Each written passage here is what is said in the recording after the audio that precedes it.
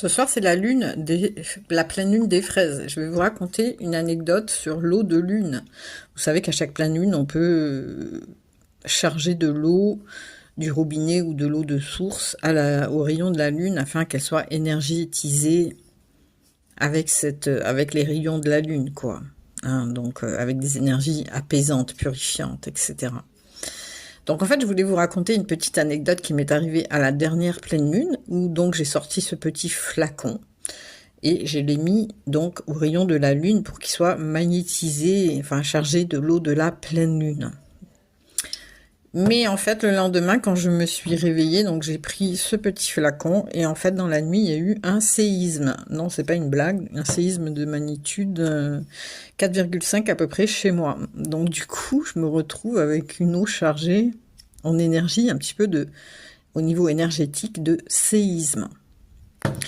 Du coup, je vais pas m'en servir pour le même qu'une eau de lune classique. Donc je trouve cette anecdote un petit peu incroyable. Il y a un jour où il faut sortir son truc et évidemment ce jour-là, il y a un séisme.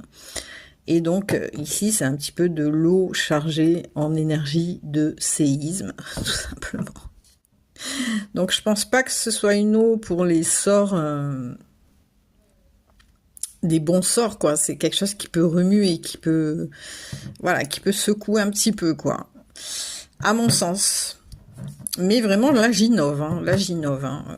Voilà, si vous avez des idées, si ça vous inspire quelque chose, notez-le en commentaire, en étant respectueux, bien entendu. Ciao!